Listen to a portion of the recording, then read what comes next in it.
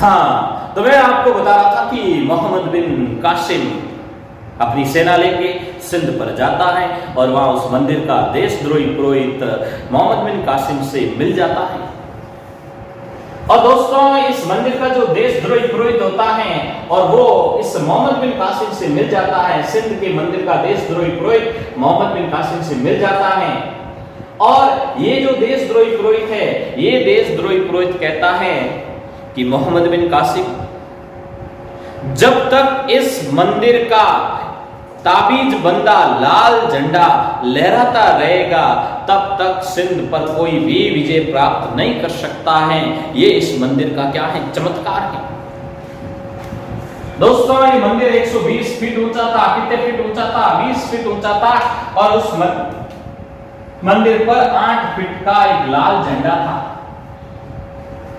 और उस लाल झंडे में एक ताबीज बंधा हुआ था। क्या था? ताबीज। अपने होता ना मारवाड़ी में ताबीज मादलिया, यानी उस लाल झंडे पर एक ताबीज बंधा हुआ था और वो लाल झंडा उस मंदिर पर लहराता था।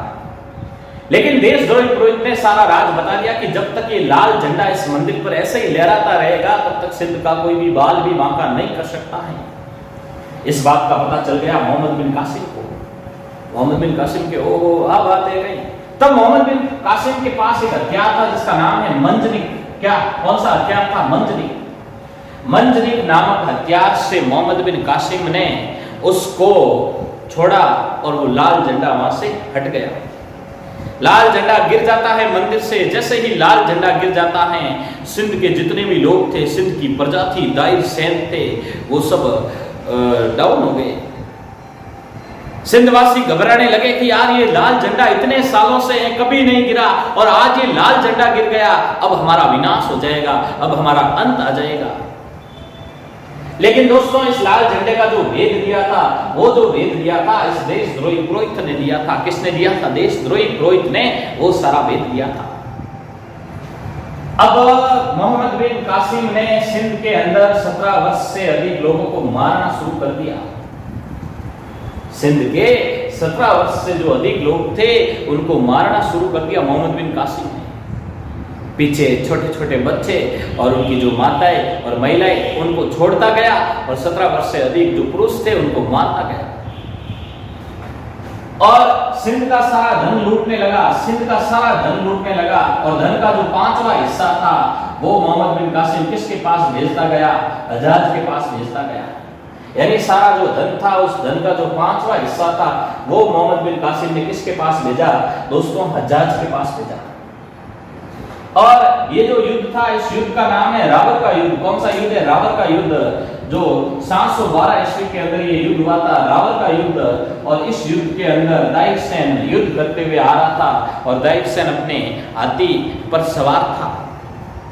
दाइर सैन अपने हाथी गगन के ऊपर सवार था और एक तीर आता है और दाइर सैन की लग जाता है और दाइर सैन हाथी से नीचे गिर जाता है और दाइर सैन की मृत्यु हो जाती है। दाइर सैन भगवान के पास चला जाता है। तब दाइर सैन की जो पहली पत्नी होती है, राजा दाइर सैन की जो पहली पत्नी होती है रानी बाई, इस रानी बाई ने अपनी मान मर्यादा के लिए इस रानी बाई ने किले के अंदर जौहर कर दिया। रानी बाई ने अपनी रक्षा करने के लिए, अपनी मान मर्यादा के लिए इस रानी बाई ने क्या कर दिया? जौहर कर दिया। और जो दूसरी पत्नी थी जिसका नाम था लाडी बाई, यानी दूसरी पत्नी थी उसका नाम क्या था? लाडी बाई। और एक बेटी थी जिसका नाम था सूर्य देवी और एक बेटी थी जिसका नाम था परमल देवी। यानी दाहिर सैन की दूसरी पत्नी लाडी बाई और 2 दाहिर सैन की पुत्रियां थी। एक का नाम था सूर्य देवी और एक का नाम था परमल देवी। दोस्तों, मैं ये बताना चाहता हूं इस सूर्य देवी परमल देवी की घटना क्या होता है। इन सूर्य देवी परमल देवी के साथ मोहम्मद बिन कासिम क्या षड्यंत्र खेलता है और ये दोनों लड़कियां दाइर सैन की क्या रचना बनाती है, क्या व्यूह बनाती है, उसके बारे में भी मैं आपको बताना चाहता हूं। तो वीडियो अंत तक देखते रहिए आप। अब देखो, मतलब कि 2 लड़कियां होती हैं। कितनी? 2 लड़कियां। एक का नाम होता है सूर्य देवी। क्या नाम होता है? सूर्य देवी। और एक का नाम होता है परमल देवी। दाइर सैन की 2 लड़कियां होती हैं। एक का नाम होता है सूर्य देवी, एक का नाम होता है परमल देवी। ये दो लड़कियां होती हैं, ये दो ही लड़कियां कुंवारी लड़कियां होती है। क्या होती है? कुंवारी, शादी नहीं हो रखी थी, कुंवारी लड़कियां होती हैं। एक लड़की 15 साल की होती है, एक लड़की 18 साल की होती है। उस समय ये लड़कियां होती है, एक का नाम होता है सूर्य देवी और परमल देवी। अब मोहम्मद बिन कासिम ने एक दिमाग लगाया। किसने? मोहम्मद बिन कासिम ने दिमाग लगाया। किसने लगाया? मोहम्मद बिन कासिम। मोहम्मद बिन कासिम ने ये दिमाग लगाया कि मैं इन दोनों लड़कियों को कहां भेज दूं? मैं इन दोनों लड़कियों को वलीद के पास भेज दूं, खलीफा वलीद के पास भेज दूं। यानी खलीफा वलीद के पास मैं इन दोनों लड़कियों को भेज दूं और खलीफा वलीद मेरे से बड़ा खुश होगा और खलीफा वलीद मुझे ऊंचे पद पर बिठा देगा। यानी खलीफा वलीद के पास मैं दो लड़कियां भेजूंगा तो खलीफा वलीद क्या है? बड़ा प्रसन्न होगा और कहेगा कि यार मोहम्मद बिन कासिम तूने मेरे लिए दो लड़कियां भेजी है। और खलीफा वलीद मुझे ऊंचे सिंहासन पर बैठाएगा। खलीफा वलीद मुझे इराक का शासक भी बना सकता है, कुछ बड़ा ऊंचा पद दे सकता है। तब ये मोहम्मद बिन कासिम इन दोनों लड़कियों को सिंध से जहाज में कहां भेजता है? इराक में भेजता है, जहां खलीफा वलीद था। कौन था? खलीफा वलीद। तब खलीफा वलीद के पास ये दोनों लड़कियां जाती हैं और खलीफा वलीद बड़ा खुश होता है, बड़ा प्रसन्न होता है इन लड़कियों को देखकर। और खलीफा वलीद ये सोचता है कि मोहम्मद बिन कासिम ने मेरे लिए भेजी है। खलीफा वलीद बड़ा प्रसन्न होता है। तब ये दोनों लड़कियां कहती हैं कि खलीफा वलीद, क्या खलीफा वलीद आप इतने बड़े खलीफा हो, आप पैगंबर के उत्तराधिकारी हो, आप इतने बड़े हो, लेकिन हम आपके लायक नहीं हैं, हम आपके लायक नहीं हैं। भाई खलीफा वलीद के भाई मैं इतना बड़ा आदमी हूं, मैं लायक नहीं है, मैं कुछ समझा नहीं, बोलो। तब इन लड़कियों ने कहा, सूर्य देवी और परमल देवी ने कहा कि खलीफा वलीद ऐसी बात है कि हमारा जो कौमार्य था, हमारा जो कौमार्य था वो किसने भंग कर दिया? मोहम्मद बिन कासिम ने भंग कर दिया। यानी इन लड़कियों ने कहा कि खलीफा वलीद आप इतने बड़े हो, हम आपके लायक नहीं है। हमारा जो कुंवारापन था, हमारा जो कुंवारापन या हमारा जो कौमार्य था, हमारा जो कुंवारापन था वो किसने भंग कर दिया? इस मोहम्मद बिन कासिम ने भंग कर दिया। यानी इन दोनों लड़कियों ने खलीफा वलीद से कहा कि हमारा जो कुंवारापन था वो मोहम्मद बिन कासिम ने भंग कर दिया, इसलिए हम आपके लायक नहीं हैं। तब खलीफा वलीद को गुस्सा आ जाता है। खलीफा वलीद कहता है इसका मतलब तो मोहम्मद बिन कासिम ने मेरे साथ क्या किया? धोखा किया है। मोहम्मद बिन कासिम ने मेरे साथ गद्दारी की है, मोहम्मद बिन कासिम ने मेरे साथ धोखा किया है। खलीफा वलीद ऑर्डर देता है कि सीधा जाओ और मोहम्मद बिन कासिम को बैल का जो चमड़ा होता है, जो बैल होता ना, बैल का चमड़ा होता है, उस चमड़े के अंदर मोहम्मद बिन कासिम को जिंदा सिलवा दो। और फिर बाद में जैसा ऑर्डर दिया वैसा ऑर्डर हुआ और मोहम्मद बिन कासिम को बैल का जो चमड़ा होता है मार के उसको मोहम्मद बिन कासिम को जिंदा ही सिलवाया। यानी बैल के चमड़े में ऐसे जिंदा खड़े करके पूरा सिलवा दिया। और रास्ते में आते आते मोहम्मद बिन कासिम की क्या हो गई? मृत्यु हो गई। रास्ते में आते आते मोहम्मद बिन कासिम की मृत्यु हो गई। और फिर बाद में वो शव किसके पास पहुंचा? वो शव किसके पास पहुंचा? वो शव पहुंचा वलीद खलीफा के पास। वलीदा ने उस शव से कपड़ा हटाया और उन दोनों लड़कियों से कहा कि सूर्य देवी और परमल देवी जो मेरे साथ गद्दारी करता है उसी का हाल ऐसा ही होता है।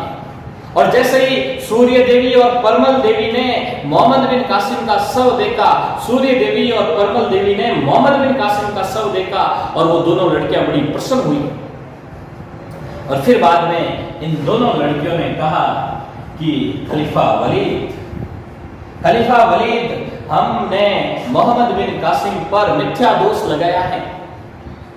मोहम्मद बिन कासिम ने हमारा कोई कुंवारापन भंग नहीं किया है। हमने मोहम्मद बिन कासिम से बदला लिया क्योंकि मोहम्मद बिन कासिम ने हमारे पिता दाइर सैन की हत्या कर दी। उस हत्या का हमने बदला लिया। मोहम्मद बिन कासिम ने तो कभी हमें आंख उठाकर भी नहीं देखा। मोहम्मद बिन कासिम तो हमारी इज्जत करता था, हमारी रेस्पेक्ट करता था, उसने हमारे साथ कुछ भी ऐसा काम नहीं किया है, लेकिन हमने उसके ऊपर झूठा दोष लगाया क्योंकि उसने हमारे पिता की हत्या कर दी। तब खलीफा वलीद को गुस्सा आ जाता है और खलीफा वलीद इन दोनों लड़कियों को जिंदा जला देता है। क्या करता है? सूर्य देवी और परमल देवी दोनों को खलीफा वलीद क्या करता है? जिंदा जलवा देता है। तो ये जो स्टोरी बताई मैंने आपको ये स्टोरी बताई थी दाहिर सेन, राजा दाहिर सेन की, जो सिंध का राजा था। एक बार वापस क्विक रिवीजन करता हूँ, सिर्फ 2-3 मिनट का रिवीजन करूंगा, उससे सारी स्टोरी क्या है आपको समझ में आ जाएगी। तो सुनो कि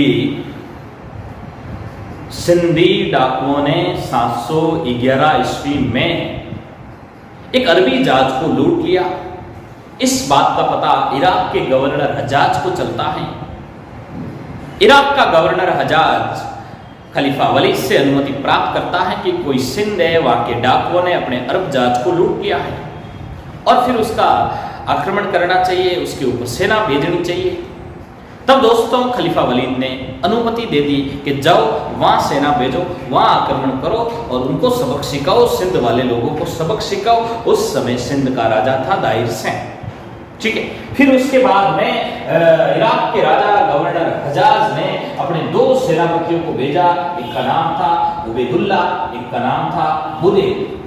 ये दोनों सेनापति अपनी सेना लेके सिंध पर आक्रमण करते हैं, लेकिन दाहिर सेन ने इन दोनों सेनापतियों को मार डाला और सेना भागकर वापस हज्जाज के पास आती है और कहती है कि हज्जाज, दाहिर सेन बहुत जोरदार मारता है, बहुत शक्तिशाली शासक है, उसके साथ हम युद्ध नहीं कर पाएंगे। फिर उसके बाद में हज्जाज ने अपने चचेरे भाई और अपने दामाद मोहम्मद बिन कासिम को एक बड़ी सेना लेकर सिंध पर आक्रमण के लिए पुनः भेजा। वहां पर जब मोहम्मद बिन कासिम जाता है, वहां का मंदिर था, सिंध का मंदिर था, वहां का एक देशद्रोही पुरोहित था। उस मंदिर का एक देशद्रोही पुरोहित था, उस मंदिर का एक देशद्रोही पुरोहित था। वो सिंध के डाकुओं के साथ उस मंदिर का एक देशद्रोही पुरोहित था, वो मोहम्मद बिन कासिम के साथ मिल जाता है और वो देशद्रोही पुरोहित था, उसने इसकी कमजोरी बता दी, सिंध की कमजोरी ये बताई कि मोहम्मद बिन कासिम जब तक इस मंदिर पर ताबीज बंदा लाल झंडा लहराता रहेगा तब तक सिंध को कोई नहीं हरा सकता है। तब मोहम्मद बिन कासिम के पास मंजनीक नामक एक पत्थर वाला हथियार था। उस हथियार से उसने सबसे पहले उस झंडे को उखाड़ दिया, वो झंडा नीचे गिर गया। और दोस्तों जैसे ही वो झंडा नीचे गिरता है और उस समय सिंध के लोग का मॉरल डाउन हो जाता है, सिंध के लोग उदास हो जाते हैं और सिंध के लोग ये सोचते हैं कि अब हमारा पतन शुरू हो गया है, क्योंकि ये झंडा आज तक नीचे नहीं गिरा, इतने सालों तक नीचे नहीं गिरा, अब हमारा क्या हो गया है? पतन हो गया। फिर उसके बाद में क्या होता है? मोहम्मद बिन कासिम 17 वर्ष से अधिक लोगों को मारना शुरू कर देता है, महिलाओं और बच्चों को छोड़ता जाता है, लोगों को मारता जाता है और फिर बाद में वहाँ धन लूटता है। और धन जो सिंध का जो धन लूटता है उसका जो 5वां जो हिस्सा है वो मोहम्मद बिन कासिम किसके पास भिजवाता है? हज्जाज के पास भिजवाता है।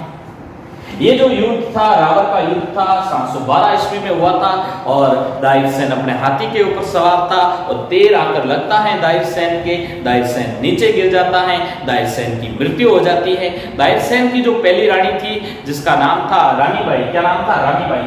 दाहिर सेन की जो पहली पत्नी थी जिसका नाम था रानी बाई, इस रानी बाई ने अपनी आन मान मर्यादा को रखते हुए इस रानी बाई ने किले में जौहर कर दिया। फिर बाद में मोहम्मद बिन कासिम ने दाहिर सेन की दूसरी पत्नी लाडी बाई और दाहिर सेन की 2 बेटियां थी, एक का नाम था सूर्य देवी और एक का नाम था परमल देवी, इन दोनों को क्या कर दिया? पकड़ दिया। और फिर बाद में इस मोहम्मद बिन कासिम ने सूर्य देवी और परमल देवी यानी दाहिर सेन की दोनों बेटियों को खलीफा वलीद के पास भेजा और कहा कि खलीफा वलीद बहुत खुश होगा, खलीफा वलीद मेरे को एक ऊंचे सिंहासन पर बैठाएगा।